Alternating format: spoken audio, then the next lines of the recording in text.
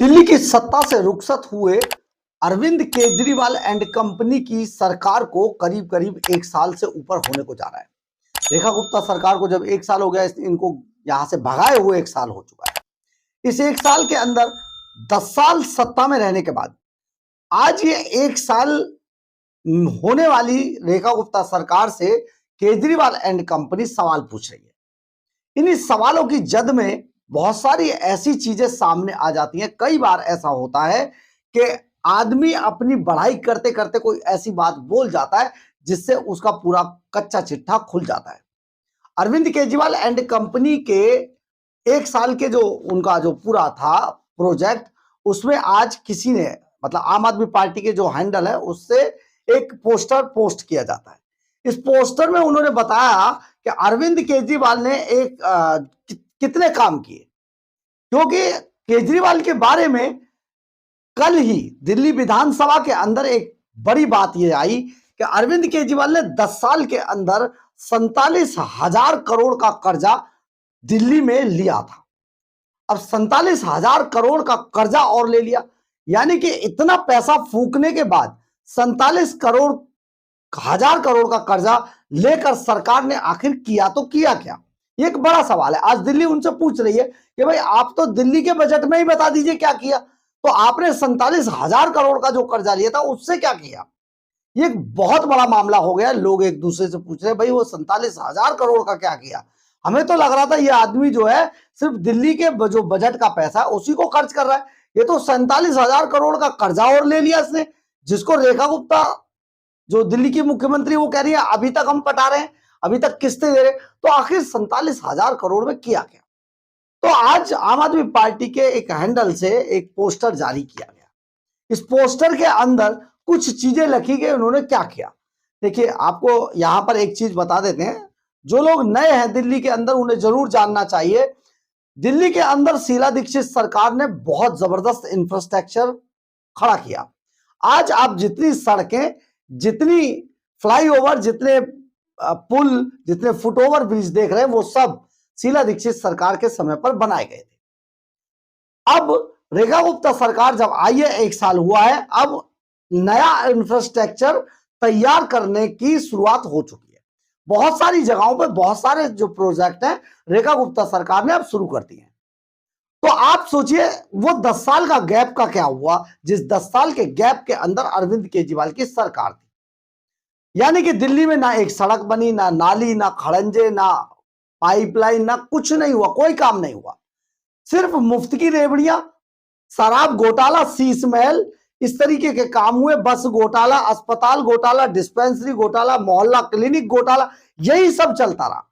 यानी कि कुल मिलाकर अरविंद केजरीवाल एंड कंपनी अरबों रुपया, करोड़ों रुपया बनाते रहे, टेररिस्ट से पैसा लेते रहे। गुरपतवंत सिंह पन्नू की वो वीडियो याद है ना, सोशल मीडिया पर अवेलेबल है। खैर, ये सारी चीजें केजरीवाल एंड कंपनी करते रहे। लेकिन सवाल फिर वहीं घूमकर आता है, इतना सब करने के बाद अरविंद केजरीवाल ने दिल्ली के लिए क्या किया?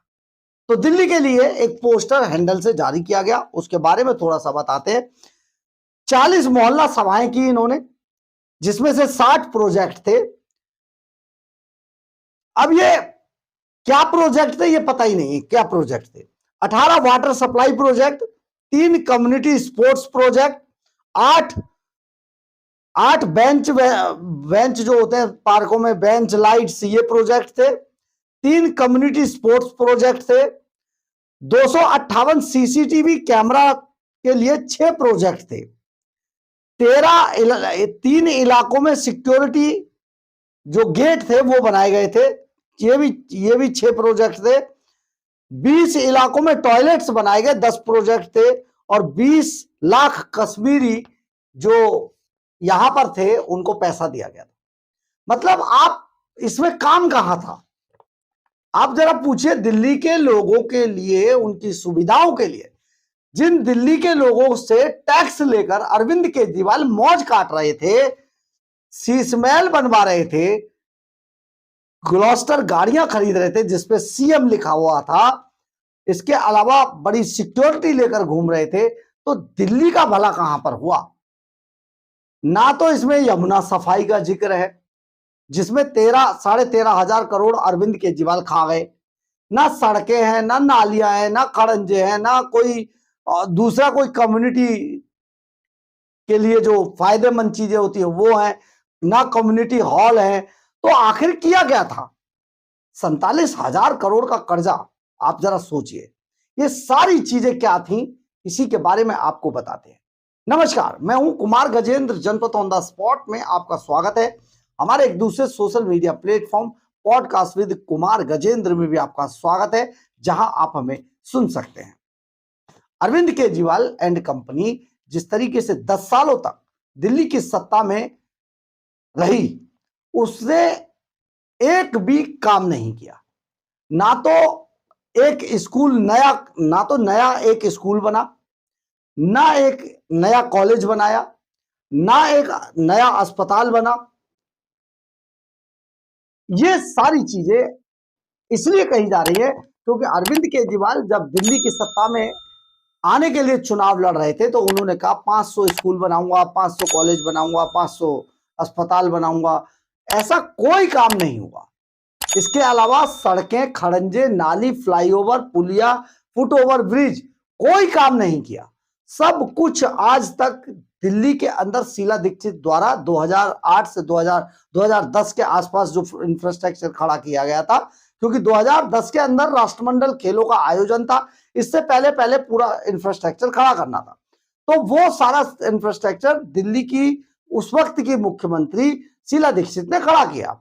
इसके अलावा बसें खरीदी गई थी, जो बसें अरविंद केजरीवाल इस्तेमाल करते रहे, एक भी नई बस नहीं खरीदी गई।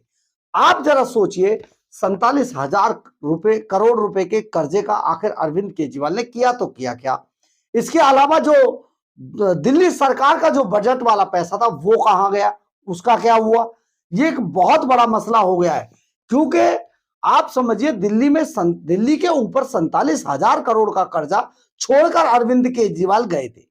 यानी कि सारा का सारा पैसा केजरीवाल एंड कंपनी ने अपनी अय्याशियों पर खर्च किया।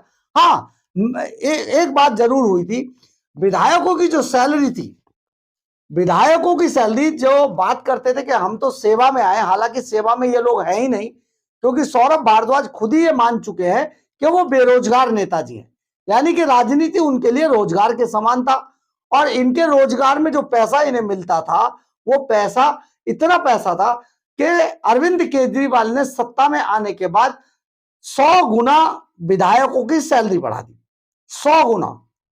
यानी कि जो विधायक एक समय पर बहुत कम सैलरी 60-70 हजार, जो जिनको 30-40 हजार मिला करता था शीला दीक्षित के टाइम पर, वो सीधे 2.5-3 लाख रुपए दिल्ली विधानसभा से बटोरने लगे।